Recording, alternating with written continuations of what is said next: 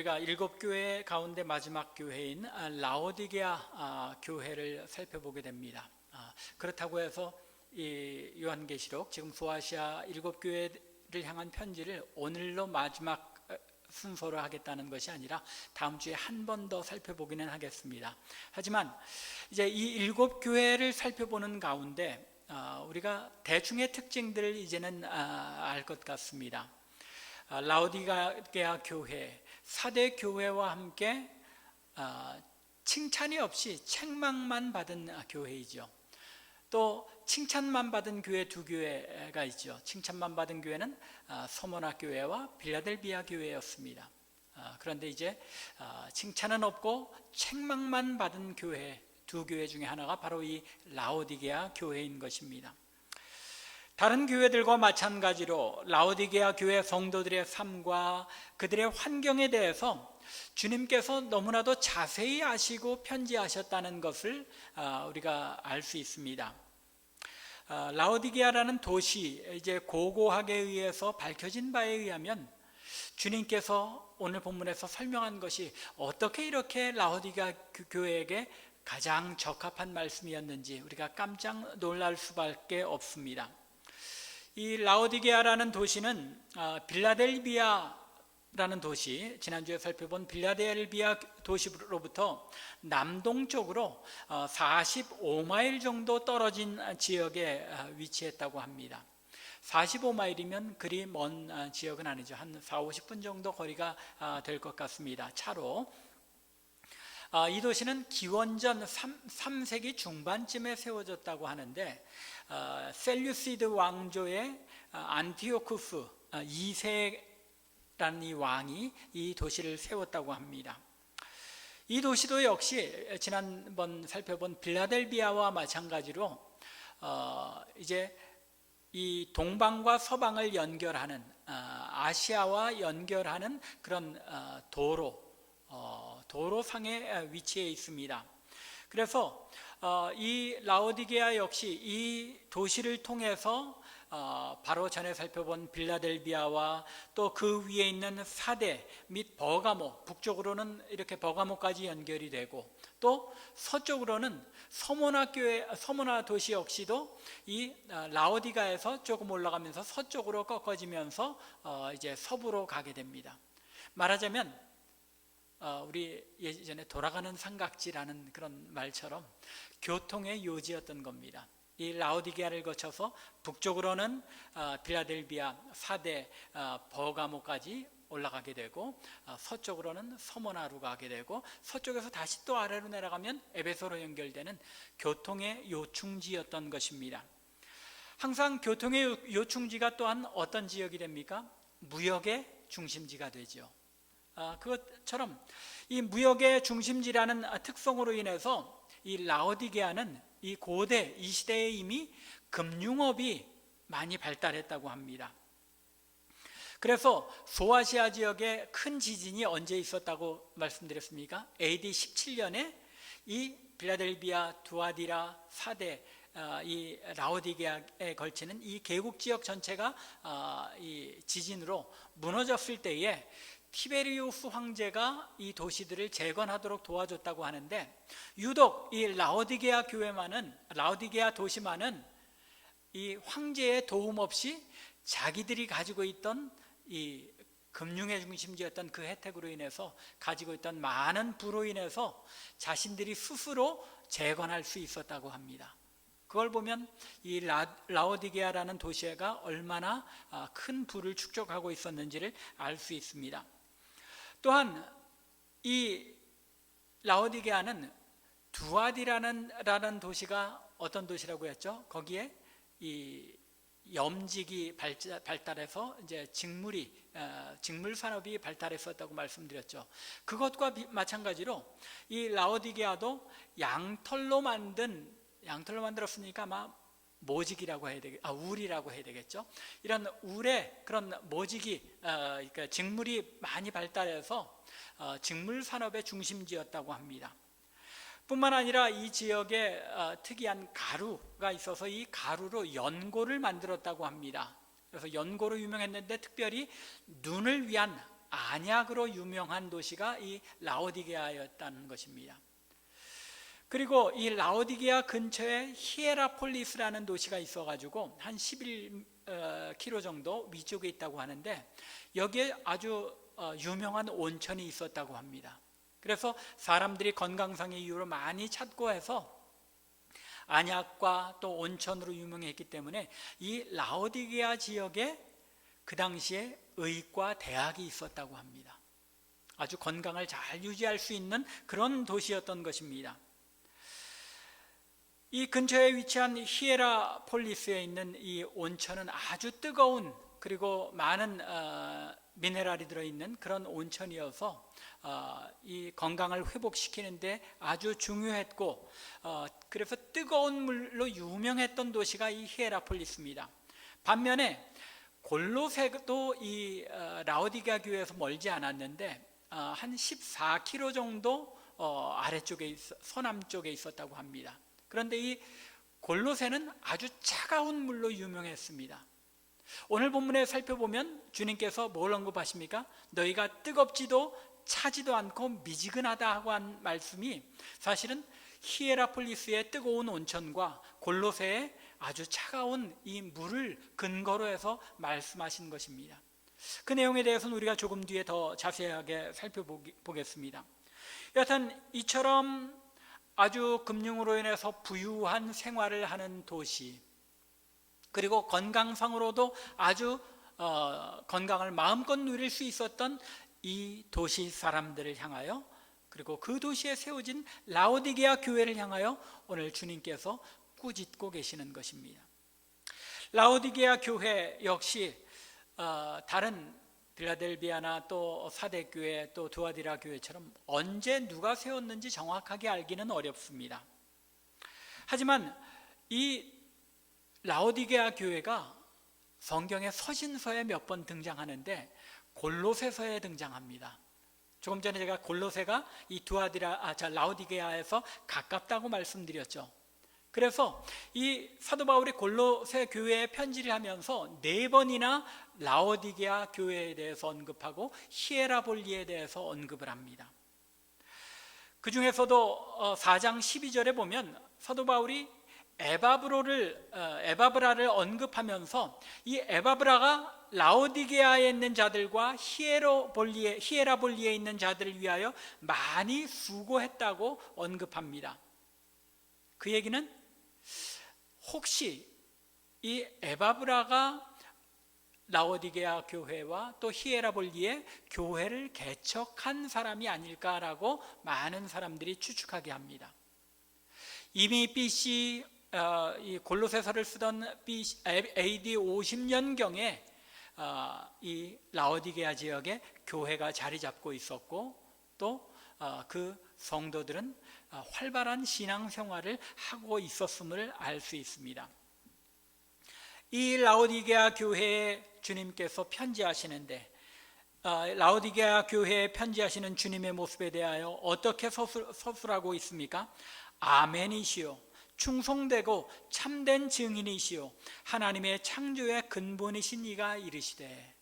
주님의 이 호칭에 대한 것에서부터 많은 것을 품고 있죠. 또 라오디게아 교회에 보낸 편지의 내용들이 보면 그 한마디 말씀마다 굉장히 많은 의미를 함축하고 있습니다. 그래서 자세하게 살펴보자면 굉장히 긴 그런 말씀이 될 수밖에 없는데, 간략하게 이 주님에 대한 호칭을 우리가 생각해 보면 아멘이시오라는 이 표현, 이것은 이사야서 65장에 나타나는 말씀입니다. 16절에서 하나님께서 자신을 가리켜 말씀하시기를 진실이신 하나님, 진리이신 하나님의 이름으로 너희가 맹세하라 라고 말씀합니다. 즉 하나님은 진리이신 하나님이시다라는 사실을 강조하면서 주님께서 자신에 대하여 아멘이시오라고 말씀하심으로써 진리이신 그 하나님 자신이 누구라는 것입니까? 주님께서 바로 그 진리이신 하나님 자신이다라고 선포하시는 것입니다. 또한 충성되고 참된 증인이시라고 말씀합니다. 여기에 충성되다라는 건 피스토스, 이제 faithful, 신실하다는 그 표현을 때로는 충실하다라고 표현하는데, 충성되고 또 참된 truthful, 진리가 되시는 이라는 표현이 여기도 담겨 있습니다. 그런데 이 증인이라는 단어가 우리 영어로는 witness라는 그런 단어로 번역하기도 하고 그러지만은, 원래 그 헬라어 단어는 마르투스라는 단어입니다. 순교자인 martyr라는 단어가 바로 이 마르투스에서 나타나는데, 이 충성되고 또 참된 증인이시라는 이 표현은 주님께서 순교자로 돌아가신 사건을 가리키죠. 즉 주님께서 사랑으로 당신의 백성들을 위하여 십자가에 달려 고난당하고 죽으신 증인이시다, 순교자이시며 고난당하신 주님이시다라고 표현하고 있는 것입니다. 그뿐만 아니라 하나님께 대해서도 늘 충성되고 참된 증인으로서 하나님의 백성들을 변호하시고 증거하시는 그런 주님이신 것을 나타내고 있는 것입니다. 더불어 하나님의 창조의 근본이시라는 말씀, 이 근본이라는 것은 영어 성경에서는 beginning, 첫 번째라는 것으로 first라는 개념으로 번역을 하고 있는데, 우리 한글의 근본이라는 단어가 잘 표현하고 있죠. 창조의 근거가 되시고 또 모든 창조물의 어떤 본형이 되시는 그런 창조의 근거가 되시는 분이심을 선포하고 있는 것입니다. 주님께서 바로 모든 창조의 근본이시며 만물이 주님으로 말미암아 주님을 위하여 주님에 의해서 창조받았음을 강조하고 있는 것입니다. 창조주 하나님이심을 선포하고 있는 것입니다. 이 표현 속에서 주님께서는 진리로 판단하고 증거하시는 하나님이시며 또 동시에 이 라오디게아 교회 성도들을 사랑하여 그들을 위하여 죽으신 창조주 하나님이심을 선포하고 있는 것입니다. 바로 이 주님께서 창조주 하나님이시며 진리이신 그 주님께서 라오디게아 교회를 진실되게 판단하실 때에 그들이 어떠하다는 겁니까? 그들이 미적지근하다는 것입니다. 저들을 책망하시는 것입니다. 책망과 경고의 말씀이 15절부터 17절에 나오는데, 저들을 향하여 너희가 뜨겁지도 차지도 아니하다라고 책망하시는 것입니다. 이 말씀이 참 흔히 오해되기 쉽습니다. 많은 사람들이 이 부분을 오해하는데, 뜨겁고 찬 것을 뭐라고 생각하기 쉽습니까? 열심히 있고 또는 차가운 것, 그 사이에 있는 미적지근하다는 이 말씀은 옳습니다. 그런데 뜨거운 것과 차가운 것에 대하여 오해하는 경향이 있다는 것입니다. 보통은 어떻게 해석합니까? 너희가 믿음을 받아들여 뜨겁게 신앙생활을 하든지 아니면 차갑게 믿지 않든지 하지, 중간에 어중간하게 믿는 것도 아닌 것도 아닌 미적지근하다라고 흔히 이해를 합니다. 그런데 이 뜨겁고 차갑다는 말씀은 아까도 말씀드린 것처럼 무엇을 근거한 말씀입니까? 뜨거운 물인 히에라볼리의 그 온천물을 상징하는 것입니다. 또한 차가운 골로새의 물을 상징하는 것입니다. 뜨거운 물은, 이 온천물은 건강을 위해서 유익하고, 차가운 골로새의 물은 그 물이 깨끗하고 신선해서 그 물을 마실 때에 온몸을 상쾌하고 신선하게 해주는 이런 유익이 있지만, 뜨거운 물도 차가운 물도 아닌 미적지근한 물로서 너희는 아무짝에도 쓸모없다는 것입니다. 히에라볼리에서 내려오는 그 뜨거운 물과 골로새 물을 이 라오디게아 도시가 끌어다 썼습니다. 꽤 먼 거리죠. 그저 10km 정도 이상 되는 그 거리에서 온천물을 이제 돌로, 그걸 뭐라 그러죠? 수로를 만들어서 돌로 이 라오디게아까지 끌어다 썼습니다. 또 골로새의 그 차가운 물을 이 수로를 통해서 14km 정도 떨어진 골로새인데 그 거리를 수로를 통해서 끌어다 씁니다. 하지만 뜨거운 히에라볼리의 온천물이 10km 정도를 흘러오는 동안 어떻겠습니까? 뜨거운 게 남아있겠습니까? 남아있지 않고 다 식어버리는 겁니다. 또한 시원하고 차가운 골로새 물 역시 이 라오디게아에 도착할 때쯤이면 미적지근하게 되어 있는데, 더욱이 이 물들이 지나는 지역이 석회질 지형이라서 석회질 지형을 지난 이 물들이 라오디게아에 도착했을 때는 미적지근할 뿐만 아니라 입에다 넣으면 어떻겠습니까? 떡더름한 것 때문에 뱉어낼 수밖에 없는 물이 되고 만다는 것입니다. 어쩔 수 없이 그 지역에 사는 사람들이 식용으로 또는 일상용으로 이 물들을 끌어다 쓰기는 하지만, 시원한 물을 먹던, 신선한 물을 먹던 사람들이 이 물을 마시면 뱉어낼 수밖에 없는 그런 미적지근하고 석회질이 담긴 그런 물이라는 것입니다. 라오디게아 교회가 바로 이 먹기 힘든, 삼키기 어려운 물처럼 뜨거움으로도 차가움으로도 유익을 주지 못하게 된 모습을 가리켜 주님께서 책망하신 것입니다. 왜 라오디게아 교회가 미적지근하게 되었겠습니까? 그들의 신앙이 왜 미적지근하게 되었는가? 오늘 본문 말씀 속에서 우리가 어느 정도는 추론을 해볼 수 있습니다.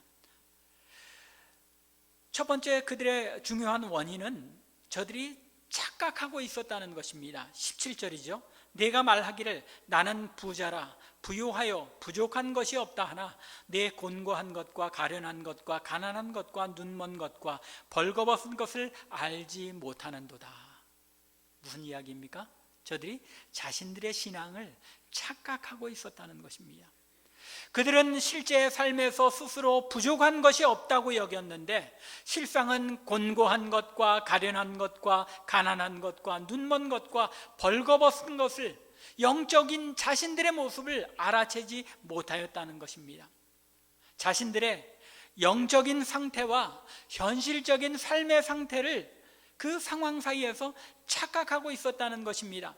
저들의 삶이 어떠했다고요? 풍요했습니다. 무역이 발달한 금융도시였기 때문에 물질적으로 풍요했고, 좋은 직물이 생산이 되는 지역이었으므로 좋은 옷, 화려한 옷을 늘 입고 즐길 수 있었습니다. 좋은 안약이 있었고, 또 의과대학이 거기에 있었을 뿐만 아니라 좋은 온천이 가까이 있어서 늘 건강을 누릴 수 있었습니다. 이러한 풍요하고 건강한 삶 속에서 그들은 그 모든 것들이 자신들에게 주어진 축복이라고 여겼던 것입니다.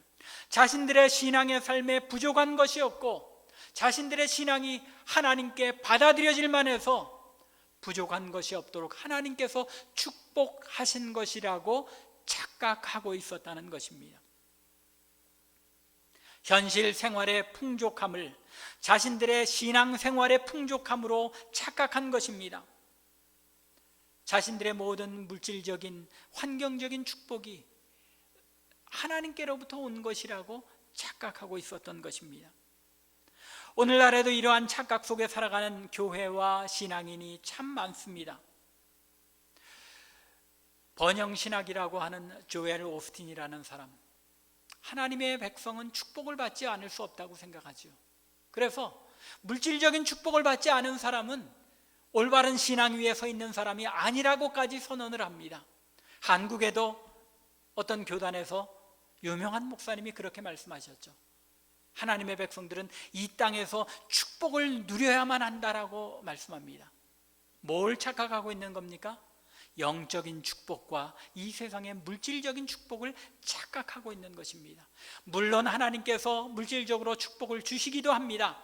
그러나 모든 사람에게 다, 모든 믿는 사람들에게 다 물질적인 축복을 주는 것은 아니라는 것입니다. 오히려 대다수의 믿는 사람들은 이 땅에서 고난과 환난과 핍박을 당할 수밖에 없는 것, 그것이 신앙의 삶이라고 성경은 가르치고 있습니다. 그럼에도 불구하고 조엘 오스틴이나 한국의 모 교단이나 또 라오디게아 교회 성도들은 자신들이 이 땅에서 누리는 현실적인 풍요함이 자신들의 신앙의 결과요, 하나님께서 그 신앙으로, 좋은 신앙으로 말미암아 주신 축복이라고 착각하고 있었다는 것입니다. 또한 그들은 자신들의 삶의 이 풍요를 신앙의 풍요로 착각할 뿐만 아니라 자신들이 가지고 있는 혼합주의 신앙을 합리화하는 그런 착각을 했습니다. 이미 AD 60년경에는 이 기독교가 로마 제국에 의해서 합법적으로 핍박을 받는 시절이었습니다. 그런데 이런 시대에 온 주변 사람들이 기독교인을 핍박하는 그런 사회 속에서 살아가는 신앙인들이 삶의 풍요함을 누렸다면 그 방법이 어떤 방법이어야 하겠습니까? 그 시대의 문화와 로마 제국의 그런 우상 숭배와 문화에 타협하지 않으면 풍요함을 누릴 수가 없는 시대인 것입니다.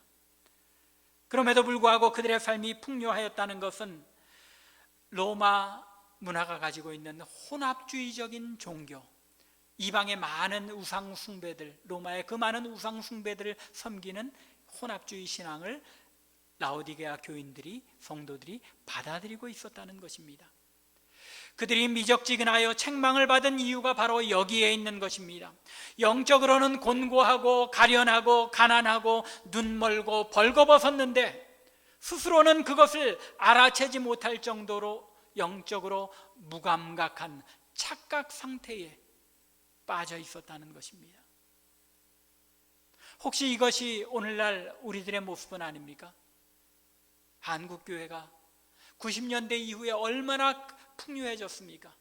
그 풍요 속에서 많은 성도들이 이 세상과 타협하고 이 세상의 세상적인 그런 세속적인 방법을 가지고 그 부유함을 누리면서도 이것이 하나님께서 믿는 자들에게 주신 축복이라고 착각하며 교회조차도 그 황금만능주의에 착각되어서 함몰되어서 그런 모습으로 신앙생활을 해온 것이 1990년대 이후에 우리 한국교회의 모습이요, 또한 그 영향을 받는 이민교회들의 모습인 것입니다.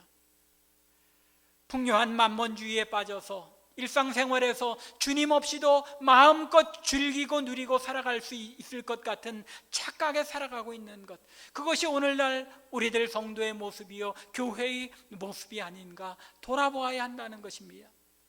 라오디게아 교회에 주신 이 말씀, 너희가 뜨겁지도 아니하고 차지도 아니하여서 입에서 뱉어버릴 수밖에 없는 그런 미적지근한 물이 아니냐라고 오늘날 우리에게 주님께서 물으시는 것입니다. 우리의 신앙, 이 기독교의 신앙이 그것이 없으면 내가 살 길이 없어서가 아니라 풍요한 나의 삶을 누리는 가운데 하나의 장식품처럼 또 더 많은 풍요를 누리는 그런 기복적인 신앙으로, 또한 내 정신적인 교양을 채우기 위한 그런 장식품 정도로 존재하고 있지는 않는지 우리 자신들의 신앙을 돌아보아야 한다는 것입니다. 우리의 신앙의 삶이 미적지근한 이유를 돌아볼 수 있기 바랍니다. 오늘날 우리들 성도의 삶이 왜 이렇게 이것도 아니고 저것도 아닌 미적지근한 아무것도 아닌 그런 신앙의 상태에 빠지게 되었는지 스스로 영적인 상태를, 곤고하고 가련하며 가난하고 눈멀고 벌거벗은 나의 모습을 영적으로 돌아볼 수 있어야 한다는 것입니다. 간절히 원하기는 라오디게아 교회에 보내신 이 주님의 말씀을 오늘날 나를 향한 주님의 말씀으로 받을 수 있는 저와 여러분들 될 수 있기 바랍니다.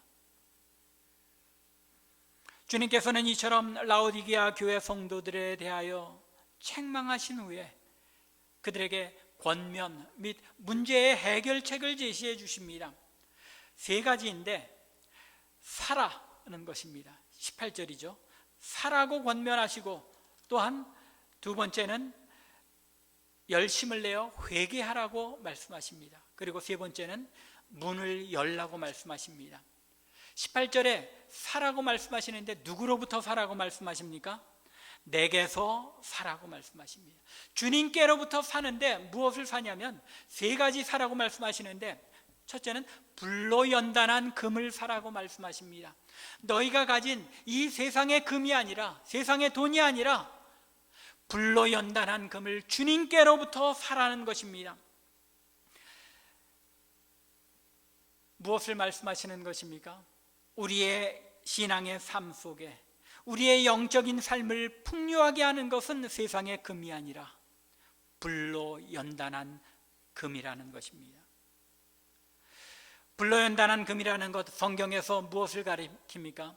고난과 환난, 신앙의 연단을 거쳐서 우리의 믿음이 정련한 금처럼 연단한 금과 같이 된다고 말씀합니다. 우리의 영적인 상태가 고난과 환난과 신앙의 연단을 거쳐서 이루어지는 그런 아름다운 금을 사라는 것입니다. 혼합주의적 시대문화에 타협하는 그런 미적지근한 신앙이 아니라 핍박을 각오하고 신앙을 지켜나감으로써 불로 연단한 금을 사서 영적 풍요를 지키라는 것입니다. 또한 주님께서는 내게서 흰옷을 사라고 말씀하십니다. 성경에서 흰옷은 무엇을 가리킵니까? 순결함을 가리키죠. 세상의 옷, 좋은 양털로 만든 화려한 이 세상의 옷으로 만족하지 말고 신앙의 순결을 지켜내므로, 믿음의 순수함을 지켜냄으로써 주어지는 이 흰옷을 주님께로부터 사서 입음으로써 벌거벗은 수치를 가리라는 것입니다. 오늘날 교회가, 성도가 얼마나 벌거벗겨져서 수치를 당하고 있습니까? 교회에 침을 뱉고 지나가는 것이 오늘날 한국 사회의 모습입니다. 교회가 벌거벗겨졌다는 것입니다. 세상에 타협하고 세상보다도 더 본질되지 못하고 세상적이어서 손가락질 받고 벌거벗겨진 이 교회를 향하여 주님께서는 흰 옷을 사입으라고 말씀하시는 것입니다. 세상에 타협하지 않는 올바른 믿음의 교훈들을 지켜나가고 삶으로 살아냄으로써 교회와 성도들이 이 세상에서 수치당하지 않는 흰 옷을 입은 성도들이 되어야 한다는 것입니다. 또한 세 번째, 주님께서는 안약을 사라고 말씀하십니다. 라오디게아 도시에 있는 그 안약이 아니라 주님께로부터 안약을 사라고 말씀하십니다. 좋은 안약으로 유명한 라오디게아 도시였습니다. 따라서 저들은 육신의 눈은 안약으로 좋은 건강으로 밝은지 모르나 영적으로는 저들을 향하여 주님께서 뭐라고 말씀하십니까? 눈먼 자들과 같다는 것입니다. 저들의 상태를, 자신들의 상태를 돌아보아 영적인 눈을 밝게 하는 안약을, 즉 영적 분별력을 주님께로부터 얻으라는 것입니다. 그럴 때에 우리가 불로 연단된 금과 같은 믿음으로, 그리고 순수한 믿음의 정결을 지킨 흰 옷으로, 영적 분별력을 가진 맑은 눈으로 우리가 주님 앞에 설 수 있게 된다는 것입니다. 또한 주님은 이 미지근함에서 벗어날 수 있는 것, 그것은 열심을 내어 회개하는 길이라고 말씀합니다. 아직은 라오디게아 교회에 기회가 있다고 말씀하십니다. 주님께서 19절에 말씀하시기를 내가 사랑하는 자를 책망하며 징계하노니 라고 말씀합니다. 히브리서 12장에서도 말씀하시죠. 징계를 받지 않는 자들은 어떤 자들이라고 말씀합니까? 친아들이 아니라고 말씀하십니다. 하나님께서 아직도 우리를 사랑하시기에 주님을 통하여 책망하시고 그 책망을 통하여 돌이켜 회개하기를 원하셔서 이처럼 라오디게아 교회에 책망을 주신다는 것입니다. 우리가 돌이켜 연단된 금처럼 흰옷 입은 성도로서 영적인 분별력을 가질 수 있는 것, 그것은 우리의 열심을 다하여 회개함으로써만 이루어질 수 있다는 것입니다. 영적인 착각에서 벗어나 연단한 금을 사고 흰옷을 사고 안약을 사서 돌이켜 회개하라는 것입니다. 회개하는 자의 모습에 대하여 지난주에도 살펴보았으므로 더 강조하지는 않겠습니다. 그러나 분명한 것은 우리가 우리 자신을 돌아보고 우리가 눈먼 자인 것을, 가련한 자인 것을, 영적으로 가난한 자인 것을 스스로 깨닫고 벌거벗은 것을 깨닫고 돌이켜 회개하지 않으면 멸망의 길에 갈 수밖에 없다는 것입니다. 마지막으로 주님께서는 문을 열라고 말씀하십니다. 이 미지근한 삶에서 벗어날 수 있는 것, 문을 여는 방법밖에 없다는 것입니다. 이 말씀 너무나도 유명한 말씀이죠. 20절 말씀, 볼지어다 내가 문 밖에 서서 두드리노니 누구든지 내 음성을 듣고 문을 열면 내가 그에게로 들어가 그와 더불어 먹고 그는 나와 더불어 먹으리라. 이 말씀도 참 오늘 본문 말씀에 의하면 왜곡된 말씀이죠. 이 말씀을 우리 성도들이 어디에 사용합니까? 믿지 않는 자들에게 전도할 때 사용합니다. 그런데 그렇게 사용해도 물론 하나님의 말씀을 통해서 사람들을 하나님께로 돌아오게 하는 일에 사용하는 것이므로 크게 상관은 없을지도 모르겠습니다. 그러나 중요한 것은 이 오늘의 이 말씀이 누구에게 주어진 것입니까? 라오디게아 교회, 이미 믿는 성도들에게 주어진 말씀이라는 것입니다. 특별히 미적지근한 신앙의 삶을 살고 있는 라오디게아 교회 성도들, 즉 오늘날도 미적지근한 신앙의 삶을 살고 있는 바로 우리들 자신들을 향하여 주님께서 마음의 문을 열라, 내가 들어가 너와 함께 먹게 하라고 말씀하고 있는 것입니다. 이 말씀은 라오디게아 교회 성도들이, 또 오늘날 우리들이 그리스도인인데도 불구하고 주님을 어디에 두고 있다는 것입니까? 문 밖에 세워두고 있다는 것입니다. 실제적으로 문 밖에 서 계신 것은 아니죠. 주님께서 뭐라고 약속하셨습니까? 우리가 예수를 주로 고백하면 우리 안에 이미 하나님께서, 또 성령께서, 그리스도께서 우리와 함께 계십니다. 그러나 우리의 매일매일의 삶 속에서 우리가 주님께서 우리와 함께 하실 수 없도록 주님을 배제한 신앙의 삶을 살아가고 있다는 것입니다. 미적지근한 라오디게아 교회 성도들의 삶은 주님을 배제한 매일매일의 삶이었습니다. 오직 주일에 예배할 때만 마음에 계신 주님을 열어서 예배하는 것처럼 보이지만 일상의 삶 속에서는 주님과 상관없는 삶을 살아가고 있었다는 것입니다. 주님께서는 우리의 삶의 주인이 되기를 원하십니다. 우리의 마음에 좌정하고 우리의 삶의 주인이 되기를 원하시는 것입니다.